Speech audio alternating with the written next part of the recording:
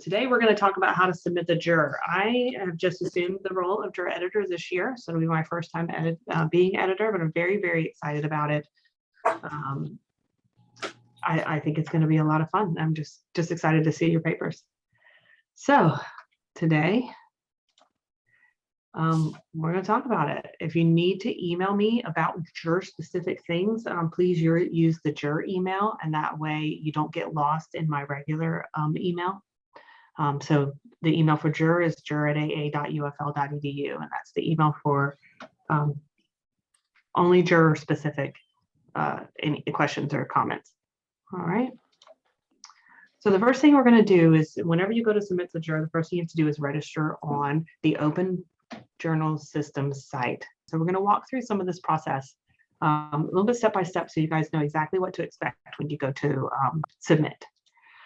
So to register, and you're going to go to our website, you'll go to the JUR tab, and you'll go directly to the JUR site. And so the JUR site, it will come up here. Of course, it will say Journal of Undergraduate Research, so ignore this. But you're going to register to be able to submit by clicking this button right here. All right. It will come up with this page, and it will open this registration form for you to complete with all of the required information. So all field with asterisks are, of course, mandatory for you to fill out. If the journal is multilingual, which I believe there's some options for that, for you to select your preferred language. Also, you will automatically be registered as a reader and an author, but there is also an option as a reviewer. As an undergraduate student, you do not check the box for reviewer, okay? The reviewer selection is only for our graduate student peer reviewers, the ones that are actually reviewing the papers. As a student, an undergraduate student submitting your paper for submission, you will only select author, okay? So I just want to make sure that's one major thing that we need to make sure that you guys know. All right. So once you get registered, you're going to submit your article. So you'll see this site right here. And so you'll see, this is called your dashboard, and you'll see your submissions. So you'll see any submissions that are for you will go here, or any submissions that you've done, and we'll show a picture of that. But you're going to start a new submission by clicking the new submission button. So you would click new submission, and it's going to take you through 5 steps. So step 1 is you're going to provide like preliminary information for your submission. And so you would select the section, whichever category your paper best fits into is which you would select. And this is how it gets sorted in the journal. So you'll select the section that it goes into. You'll also have to check off all of these boxes that are in here saying you've done these. So it will be important for you to read these, but I'm also going to go over them at the end of this. So if you provide this preliminary information, you're going to type in any comments that you have for the editor in this box right here. You're going to submit it, of course, as author, which is what your role would be. And then you're going to acknowledge any copyright statement, which means it hasn't been published in another journal. We don't allow you to publish something that's been previously published. However, we accept papers that have been published in other journals. However, you need to be aware that if you have already published in another journal, that journal might not allow you to submit to another journal. They may have copyright on that. So while we will accept papers from other journals might not allow you to submit that paper elsewhere. So if you submit to JUR and then you decide you're going to go submit somewhere else, you have to check with that journal and make sure that they're still going to accept your paper, even though you've been published in JUR already, because this paper is assigned a DOI number. All right. Does that make sense to everyone? So you just need to check if it's something that you're planning on publishing in the future with your mentor. If your mentor wants to put you as a co-author, then submitting to JUR is probably not the best option for you. However, if you know that you're not going to be submitting your paper anywhere else and you want the opportunity to publish, JUR is definitely the right place for you. All right. Then you would hit save and continue, and it's going to take you on to step 2. Step 2 is where you're going to upload all your files. So all of your, and I can post a link to the OJS in just a minute, Kevin. All of your documents will be submitted here. So under the files, you will have your paper, which is going to be in a Word format, Word document format, and your signed faculty mentor approval form.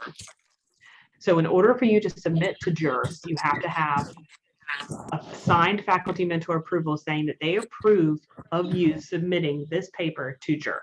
So it has to be in there. All right.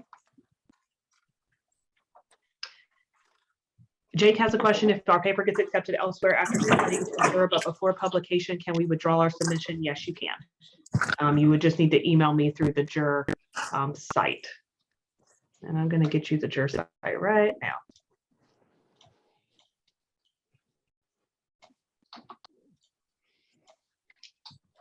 And I'm going to put it in the chat in case you guys want to go take a look at it.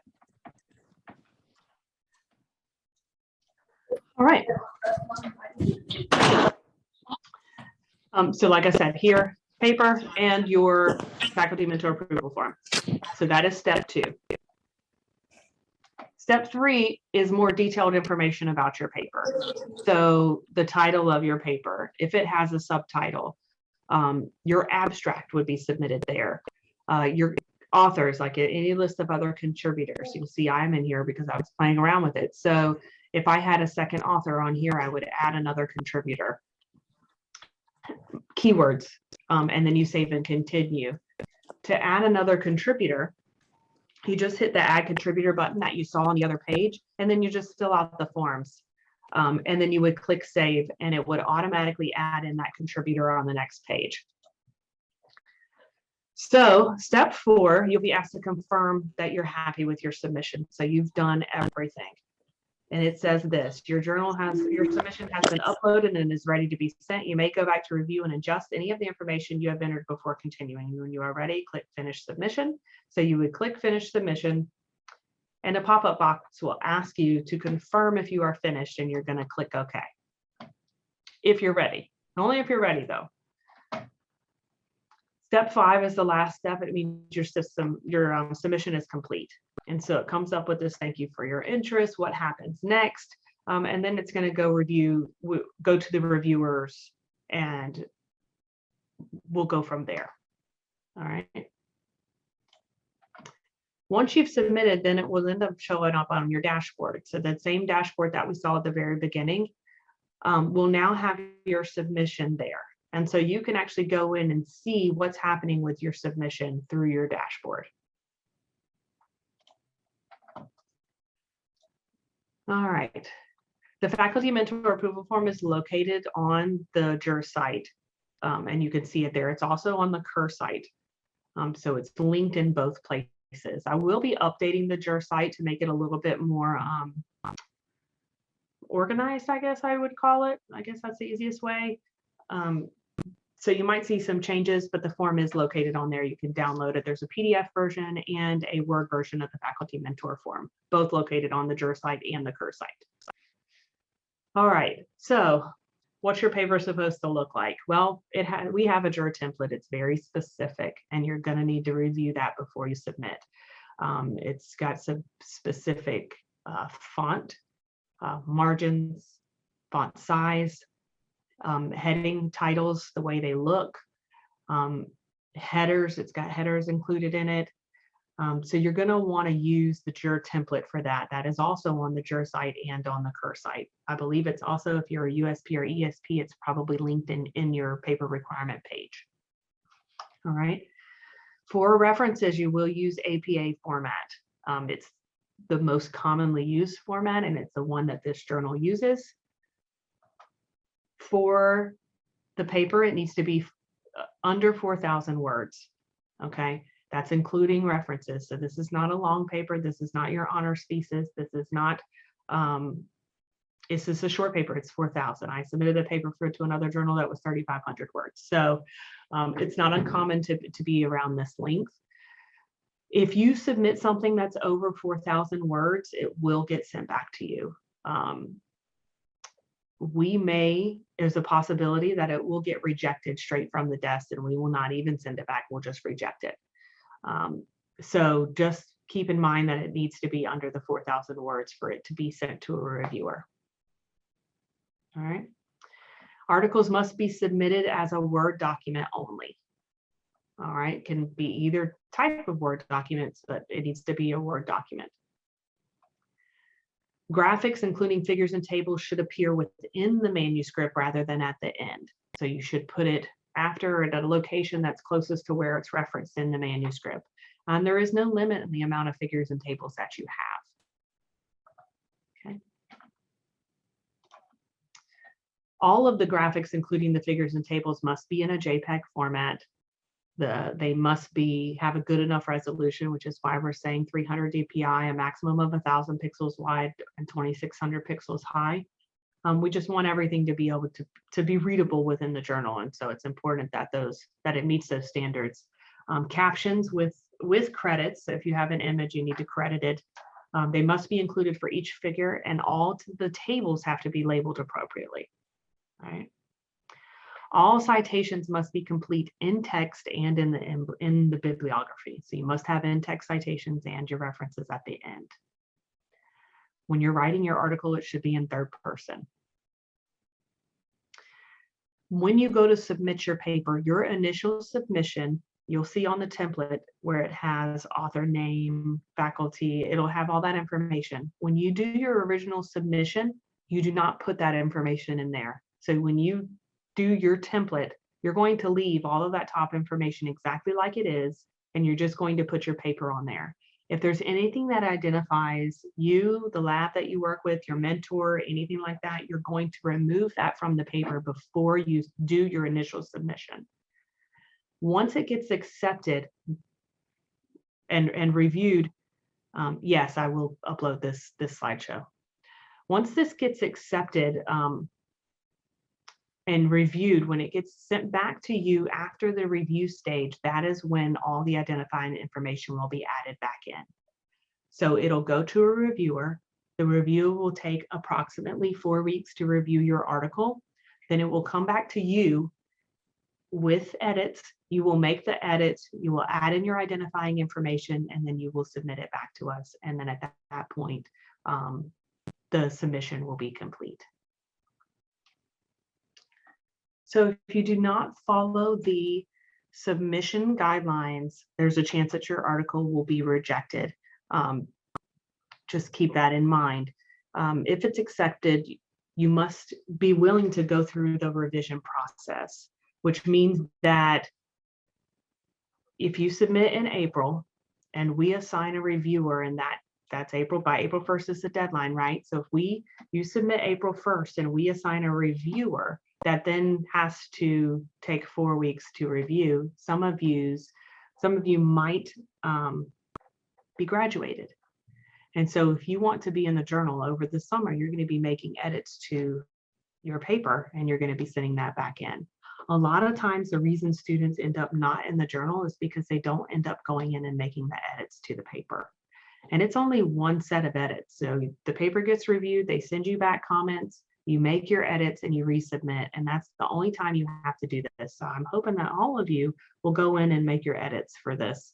So that's the only reason that students typically don't get accepted. They they submit something that's incomplete, they don't follow the JUR template and the guidelines, they don't stick to the 4,000 words, or they just don't do the edits that's recommended for it. So if you do all of those things, there's a very good chance that you'll be published in the journal. So the graduate student reviewers are also from within your discipline. So they are specific to your discipline. So they are a peer review. We are actually recruiting graduate student reviewers right now. So if you actually know someone that is interested in being a graduate student reviewer, please send them to the JUR email and let me know.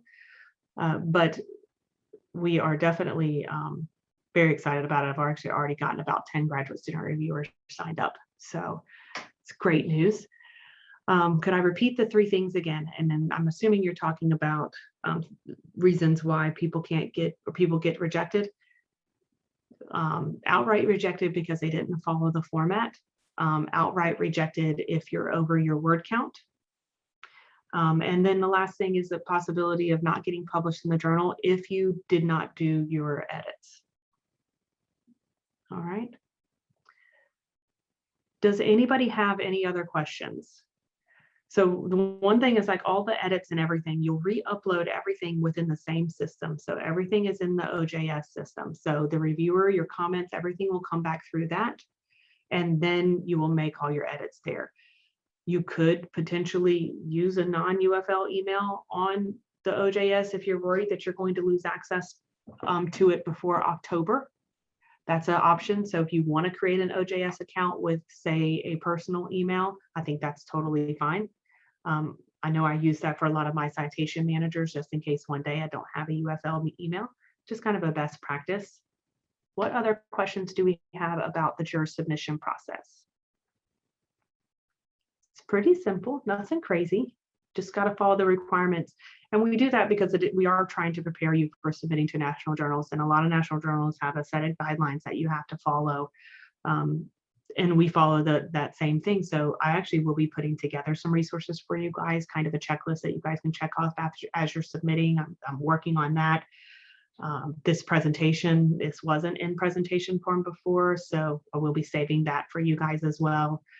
If there's anything else that you guys need as far as any questions about JUR, please email the JUR email, so the JUR@aa.ufl.edu, and I would be very, very happy to answer those questions.